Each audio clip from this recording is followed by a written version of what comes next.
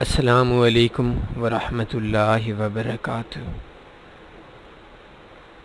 Forex के अंदर आज आपको एक और बहुत ही प्रॉफिटेबल, आपके फॉरेक्स ट्रेडिंग को बहुत आसान बनाने वाली एक 26 इंडिकेटर्स का मिक्सअप आपको देना है।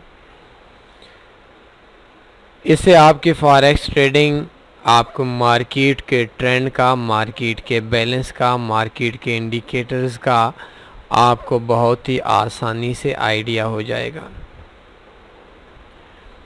ये फॉरेक्स के अंदर जो चीज़ आपको आज देनी है, मार्केट में मुझे इस बात का अंदाज़ा नहीं है कि इसकी कीमत कितनी होगी, लेकिन बहुत ही महंगी चीज़ है और आपको अब ज़रूरत नहीं है इस बात की कि आप इस चीज़ को मार्केट से परचेज़ करें।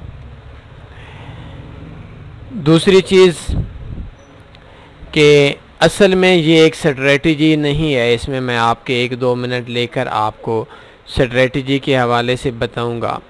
इसके अंदर सैकड़ों स्ट्रेटजीज़ हैं, सैकड़ों के हिसाब से इस टॉपिक पे वीडियोस बन सकती हैं और हर वीडियो ऐसी है जो आपकी ट्रेडिंग में आपको बहुत ही अच्छा प्रॉफिट देगी।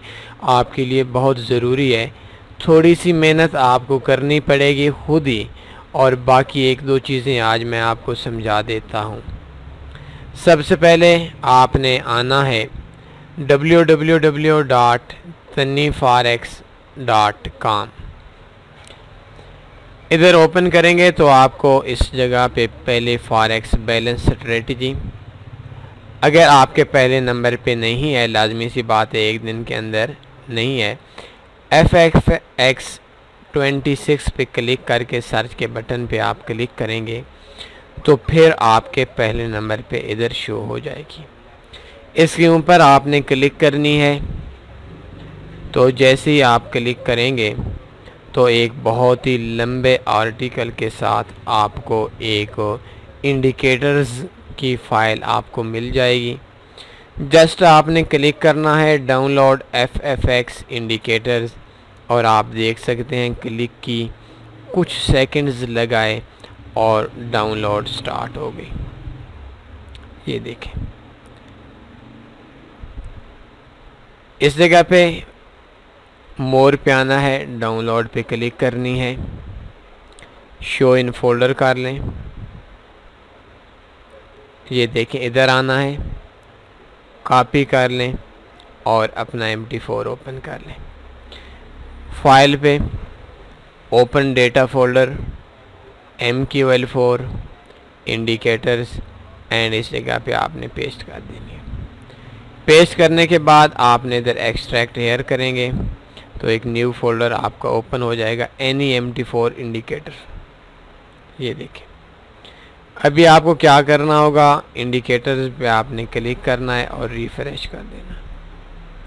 रिफ़्रेश जैसे ही हम करेंगे तो ये देख सकते हैं एनी MT4 इंडिकेटर्स MQL4, और नीचे फिर इस पे डबल क्लिक करेंगे तो आपके इंडिकेटर्स आ जाएंगे।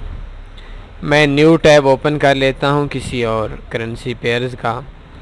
इसको थोड़ा बड़ा करके ग्रिड ख़त्म कर देते हैं और कलर वगैरह आपको समझाने के लिए थोड़ा सा चेंज कर लेते हैं। बुल कैंडल्स ब्लैक हैं, इनको ग्रीन कर देते हैं, और नीचे वाली वाइट हैं, इनको रेड कर देते हैं, थोड़ी सी समझने में आसानी रहेगी।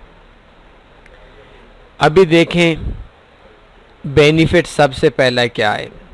पहले नंबर पे है ऑस्किलेटर, इसको इस जगह पे फेंकना है।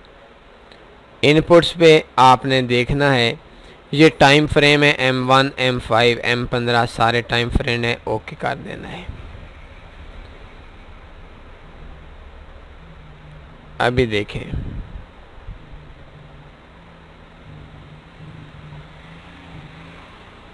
ये देख सकते हैं, आखिर में लेकर आएंगे तो ये पहले नंबर पे M1 का चार्ट आपके सामने ओपन हो गया, M5 का आपके सामने ओपन हो गया, M15 का ओपन हो गया, M30 का ओपन हो गया, H1 का ओपन हो गया, H4 का ओपन हो गया। और इसी तरीके से तमाम चार्ट्स मार्केट में आपको इधर कोई ज़रूरत नहीं है आपके अपने टाइम फ्रेम को मैनुअल तौर पर चेंज करने की। मार्केट किस पेयर में कहाँ पे है, मार्केट का ट्रेंड कहाँ पे है, कहाँ जाएगा, ये सारी चीज़ें आप इस जगह पे इस इंडिकेटर्स लिस्ट में आप देख सकते हैं। इसका सबसे पहला बेनिफिट तो यही है। 2 नंबर पे ADX indicator, bears power, awesome oscillator, bulls power, CCI indicator काफ़ी मशहूर इंडिकेटर है और ये आप देख सकते हैं। मैं थोड़ा बड़ा कर देता हूँ। तो ये M1, M5, M15 मार्केट कहाँ पे है, किस पेयर्स में कहाँ पे जाने के चांस हैं, सारी चीज़ें आप देख सकते हैं। एक चीज़ आपको इधर डी मार्कर है। अभी देखें इनपुट्स में आते हैं तो आप कहते हैं भाई M5 और M1 को मैंने क्या करना है, मैं तो काम भी M30 से ऊपर करता हूँ। इस जगह पे ये सारे ख़त्म कर देना है, ओके कर देना है। तो अभी आप देख सकते हैं ये आखिर में M1, M5, M15 और M30 जो हमारे इंडिकेटर्स हैं वो इंडिकेटर्स आपको इस जगह पे मिल जाएंगे। और इसमें जो हमारे छोटे टाइम फ्रेम हैं जिनको हमने ख़त्म किया था वो टाइम फ्रेम आपको इस जगह पे नहीं मिलेंगे। आपकी जो मर्ज़ी है वही टाइम फ्रेम आप रख सकते हैं। एक चीज़ CCI की अगर आप सेटिंग रखना चाहते हैं, इनपुट्स में आएँ तो अभी इसकी पीरियड 14 है, आप इसकी पीरियड 30 रख लें। मतलब जो भी आपकी सेटिंग है, ये इसका जो लेवल होता है ये लेवल भी आप ऊपर नीचे कर सकते हैं और जो सेटिंग आपकी अपनी मर्ज़ी है उस मर्ज़ी पे आप अपनी सेटिंग बना सकते हैं। अभी देखें M5 के अंदर ये बहुत नीचे आ चुकी है और आप देख सकते हैं M5 के अंदर, एक मिनट,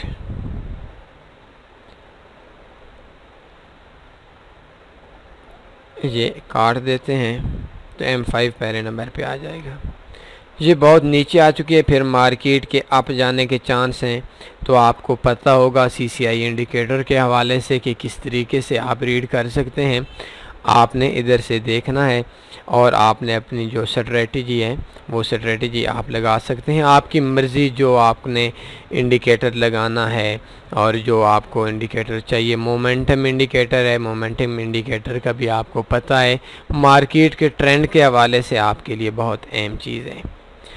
अब ये हो गया कि ये हमने आपको दी हैं 26 इंडिकेटर्स हैं तकरीबन, और ये इंडिकेटर्स आपको बहुत आसानी से आप इधर ओपन करेंगे तमाम टाइम फ्रेम के अंदर आपके छोटे छोटे चार्ट बन जाएंगे और चार्ट बनने के बाद आप अपने मार्केट का आइडिया इधर से ले सकते हैं। अब एक चीज़ हो गई ये, दूसरी चीज़ अब मैं आपको बताता हूँ। आज का हमारा सेकंड टॉपिक है। अभी आप देखें हमारा सेकंड टॉपिक है forex trading balance strategy. Simple सी बात है, कोई स्ट्रेटजी आपको कोई बहुत गंभीर किस्म की आप लोगों को नहीं देनी, सिर्फ एक छोटा सा कुलिया आपको बताना है। देखें, पहला आपने फॉरेक्स विलियम्स परसेंट रेंज आपने ओके कर देना है, एक चीज़। और बेहतर अगर आप ये काम करते हैं तो और बेहतर है कि आप छोटे टाइम फ्रेम को चेंज कर लें।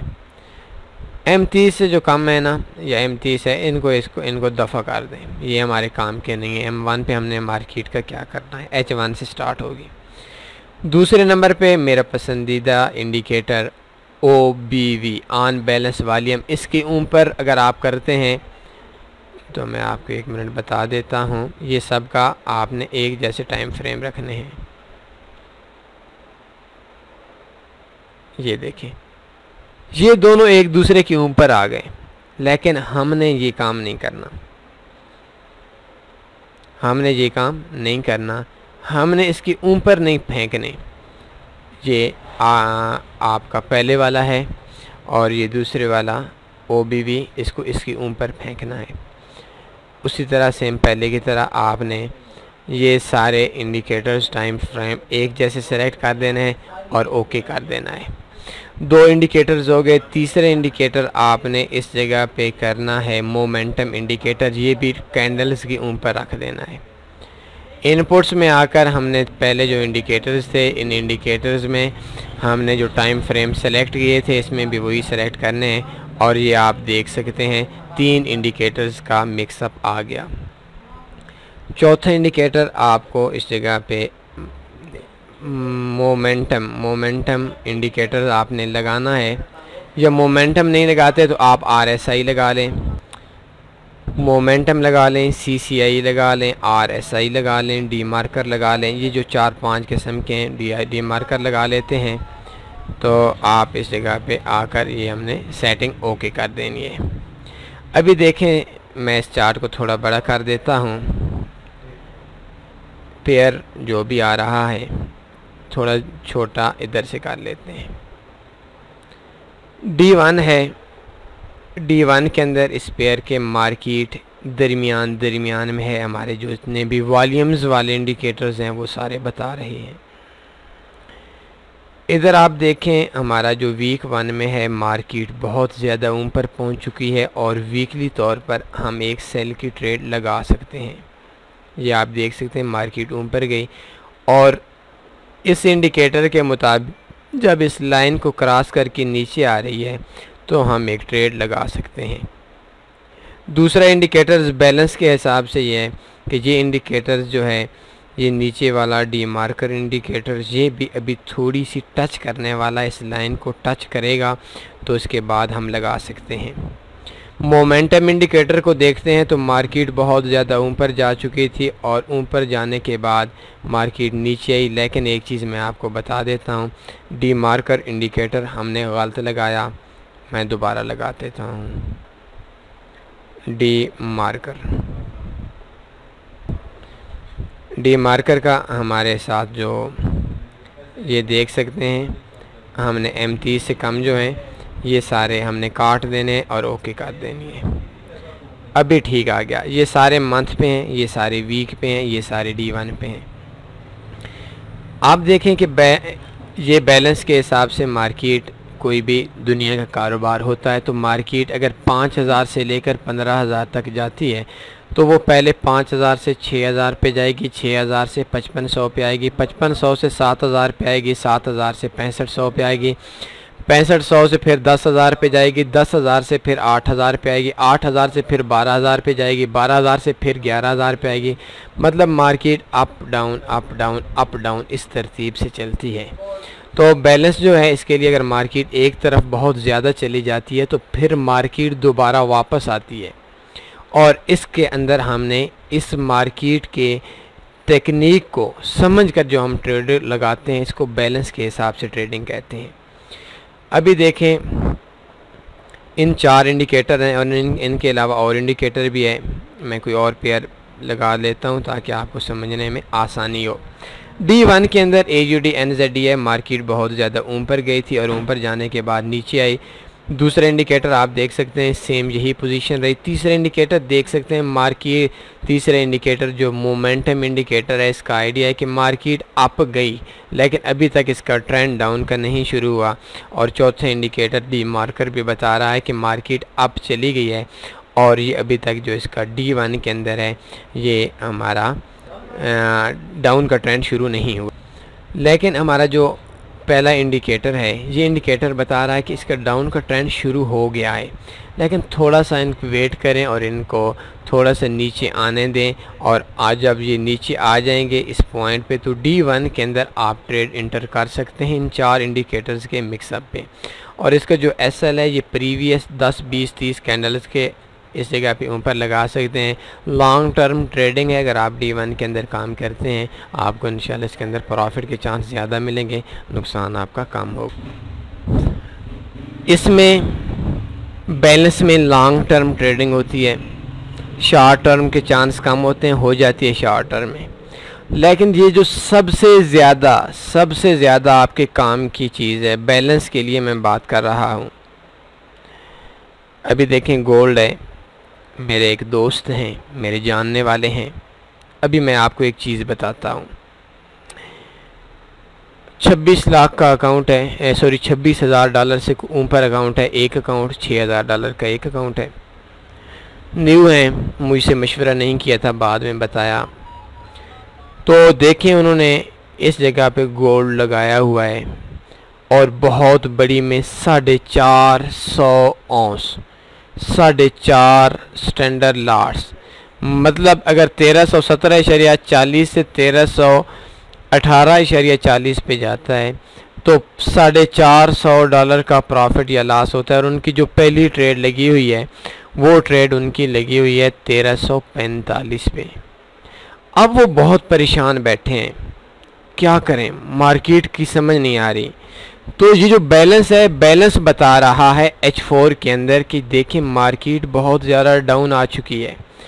अब डाउन आने के बाद मार्केट ने हल्का सा ट्रेंड अप का बनने वाला है। अब ये है कि ये 1317 पे है, तो ये एक बार 1327, 1330, 1335 इस जगह पे एक बार टच करेगी।